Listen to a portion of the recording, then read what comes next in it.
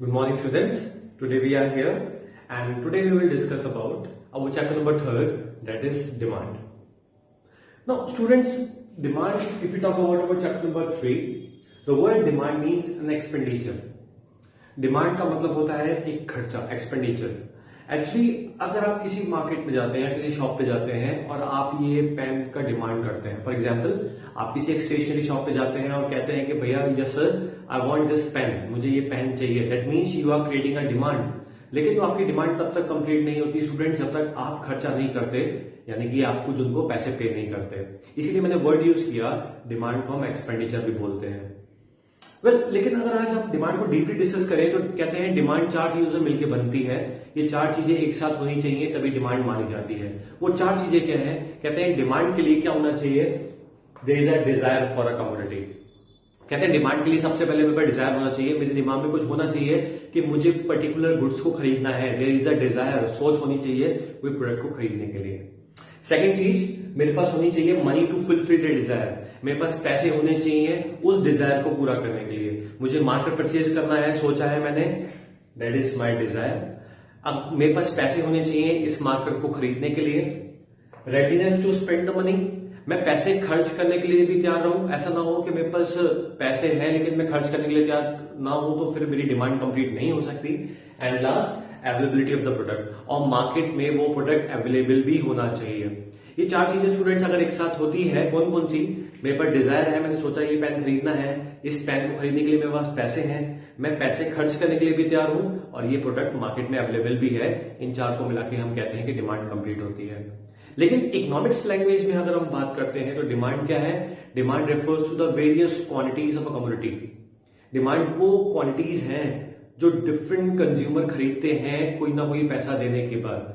It refers to the various quantities of commodity that a consumer is ready to purchase at any possible price. एक consumer different prices पे कोई भी goods को खरीदने के लिए तैयार है, वो उसकी डिमांड मानी जाती है. हम लोग बार्गेनिंग करते हैं, हम लोग की सबकी बार्गेनिंग की कैपेसिटी अलग अलग होती है. कोई 500 रुपीज अगर आपको बोलता है तो हो सकता है कोई 450 बोलता है, कोई 400 बोलता है, कोई 300 भी बोलता है. सो स्टूडेंट्स, बार्गेनिंग की कैपेसिटी अलग अलग है. लेकिन अब मान लीजिए कोई 250 का खरीद के लेके आया, वही सेम गुड 500 वाला, कोई आपका 400 का खरीद के लेके आया, कोई 450 का, लेकिन सबने डिमांड क्रिएट करी है. हमें इस चीज में नहीं पढ़ना होता है कि किसने ज्यादा पे किया, किसने कम. वी मीन टू से कि सबने डिमांड क्रिएट करी है. So demand refers to the various quantities, इसी को हम क्वांटिटी डिमांड भी बोलते हैं. Quantity demanded, demand refers to the various quantities of commodity that a consumer is ready to purchase at any possible price. मैं किसी भी प्राइस पे अगर ये पेन खरीदने के लिए तैयार हूं तो ये डिमांड बन जाती है. नेक्स्ट टॉपिक पे चलते हैं स्टूडेंट्स. नेक्स्ट टॉपिक सिर्फ आपका एक वर्ड आता है जिसको बोलते हैं मार्केट डिमांड. अभी जो बात कर रहे थे हम डिमांड की बात कर रहे थे, सिर्फ एक बंदे की बात कर रहे थे. मार्केट डिमांड होती है जब हम किसी एक से ज्यादा बंदे की बात करते हैं, या मार्केट की बात करते हैं, या एक फर्म से ज्यादा फर्म की बात करते हैं. फॉर एग्जाम्पल मैं अपनी बात कर रहा हूं कि आई वांट दिस पर्टिकुलर मार्कर, तो ये मार्कर मेरे लिए क्या बन गया? डिमांड. लेकिन मेरे साथ किसी और स्टूडेंट को भी ये मार्कर चाहिए, दैट इज व्हाट वी से इज अवर मार्केट डिमांड. जब एक से ज्यादा इंडिविजुअल की बात करते हैं, दैट इज मार्केट डिमांड. उसके बाद एक वर्ड आपको दिखाई दे रहा है जिसको हम बोलते हैं law of demand.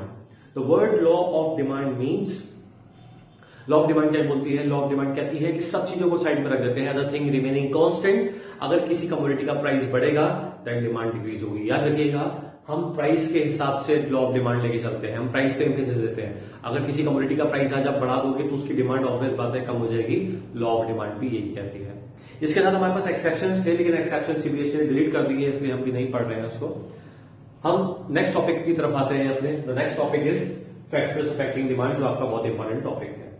Factors affecting demand या डिटरमिनेंट्स ऑफ डिमांड या डिमांड फंक्शन एक ही बात है. 3 वर्ड्स हैं इसके, factor affecting demand, determinants of demand या डिमांड फंक्शन. ये तीनों एक ही बात है, तीनों में हम फैक्टर डिस्कस करते हैं. सबसे पहला फैक्टर है जो डिमांड को इफेक्ट करता है, प्राइस. जैसे कि अभी हमने जस्ट पढ़ा, प्राइस कैसे इफेक्ट करेगा? जब भी किसी कमोडिटी का प्राइस, ये एरो जो ऊपर की तरफ दिखा रहा है, दैट मींस प्राइस बढ़ रहा है. P is for price, D is for demand. ये पूरे चार्ट में आपको मिलेगा. So when the price increases demand decreases. जैसे ही प्राइस बढ़ा डिमांड डिक्रीज हो जाती है. And vice versa. Vice versa का मतलब किसी कमोडिटी का तो प्राइस कम हो जाएगा, देन डिमांड इंक्रीज हो जाएगी. This is called price. Price इस तरीके से डिमांड को इफेक्ट करता है. सेकंड आपके लिए एक नया वर्ड है जिसको बोलते हैं price of related goods. Bracket में मैंने लिखा है PR. जिसका शॉर्ट फॉर्म है, इसको डिनोट हम जो करते हैं वो करते हैं PR से। प्राइस ऑफ रिलेटेड गुड्स क्या बोलता है? प्राइस ऑफ रिलेटेड गुड्स में दो गुड्स होते हैं, सब्स्टिट्यूट गुड्स और कॉम्प्लीमेंट्री गुड्स। सब्स्टिट्यूट गुड्स हमारे वो गुड्स होते हैं जो एक दूसरे की जगह पे रिप्लेस हो जाते हैं। For example, tea with coffee, Coke with Pepsi, these are the goods which can be exchange in place of each other. Okay, इसमें क्या होता है? फॉर एग्जाम्पल, सब्स्टिट्यूट गुड्स का मैं एग्जाम्पल ले रहा हूं, like T and coffee. So in goods में क्या होता है, अगर किसी एक कमोडिटी का प्राइस बढ़ता है, सब्स्टिट्यूट गुड्स में अगर किसी एक कमोडिटी का प्राइस बढ़ता है तो दूसरे की डिमांड बढ़ जाती है। कैसे बढ़ती है चेक करते हैं। फॉर एग्जाम्पल, आपको अगर शो हो रहा है इस पे टी का प्राइस अगर मैं बढ़ाता हूं, मैंने टी क्या लिखा है? पी। सो टी का प्राइस जैसे ही बढ़ा, आप सोचिए कॉफी क्या हो जाएगी, लोग कॉफी ज्यादा परचेस करना स्टार्ट कर देंगे। The demand for the coffee also increases. आपने देखा कि जहां पे एक प्राइस इंक्रीज हुआ उधर एकदम से डिमांड भी इंक्रीज हो गई।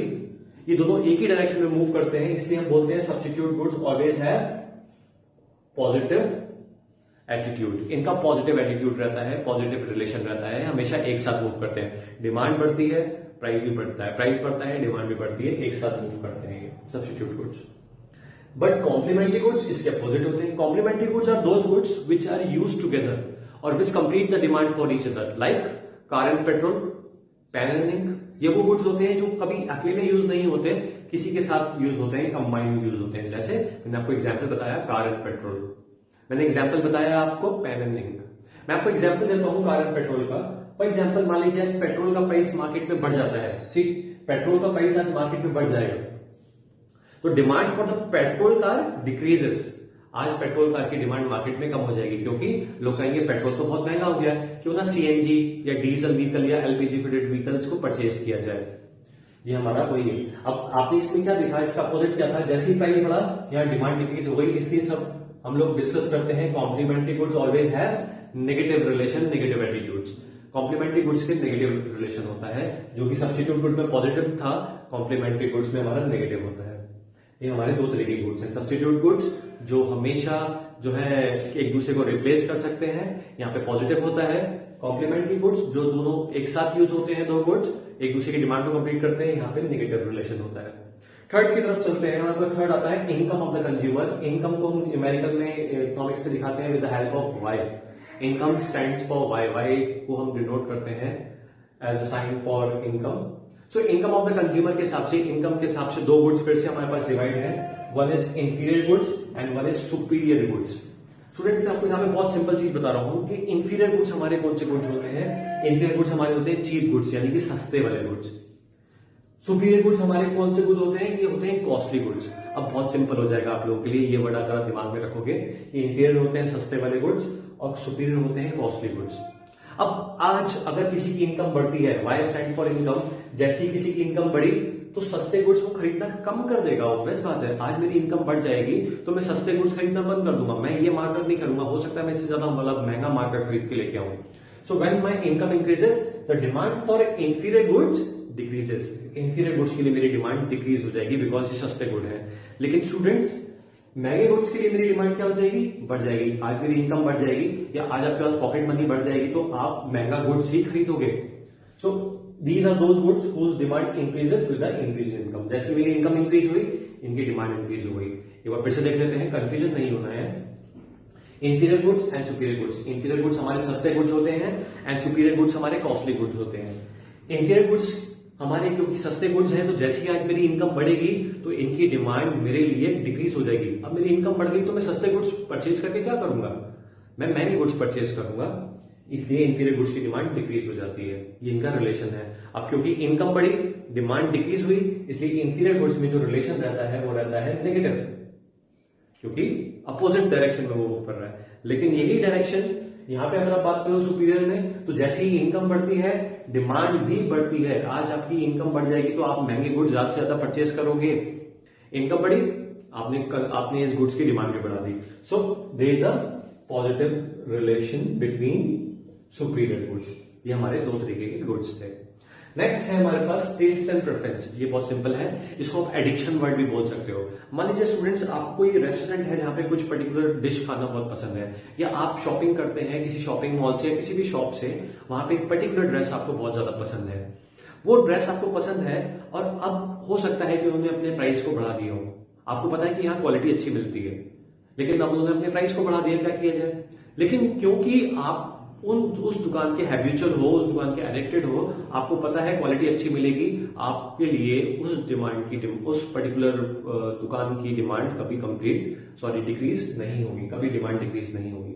लेकिन अगर वो दुकान मेरे नियर बाई था, ऐसी था जिससे मैं परचेज कर लेता था, उसने प्राइस बढ़ा दिया तो क्या हुआ, मैं किसी दूसरी शॉप पे चले जाऊंगा, मतलब डिमांड डिक्रीज हो जाएगी। इसको अपनी फेवरेट डिश के हिसाब से आप ले सकते हो। मान लीजिए कि भैया मुझे फ्रूटी पीना पसंद है, अब मैं फ्रूटी वगैरह बेवरेज वगैरह पी रहा हूं, अब चाहे उसका कितना भी प्राइस बढ़े, मैं उसको लाइक करता हूं फ्रूटी को, तो मैं वही कंज्यूम करूंगा। लेकिन अगर मैं उसको ऐसे ही पी रहा था कि सस्ती है और अब महंगी हो गई है, तो मैं उसको छोड़ के किसी और कम्युनिटी को परचेज कर लूंगा। This is called taste and preference. So अगर फेवरेबल, जिस चीज को मैं फेवर करता हूं, उसका प्राइस अगर बढ़ता है तो मेरे डिमांड में कोई चेंज नहीं आएगा या बढ़ जाएगा। या अनफेवरेबल की अगर हम बात करूं, अनफेवरेबल के मतलब जहां पे गुड्स जो है जिसको मैं फेवर नहीं करता, उसका प्राइस बढ़ेगा, तो मुझे क्या फर्क पड़ता है, मेरी डिमांड डिक्रीज हो जाएगी, मैं उसको परचेज ही नहीं करूंगा। And last but not least is expectation. Expectation को हम शो करते हैं with the help of E, capital E. Expectation ये कंज्यूमर पॉइंट ऑफ व्यू से है, आपके और हमारे पॉइंट ऑफ व्यू से है। सोचिए आप जो है, कभी आपने नोटिस किया है, जैसे गवर्नमेंट बोलती है कि आज रात 12 बजे से पेट्रोल की कीमतें बढ़ने वाली हैं।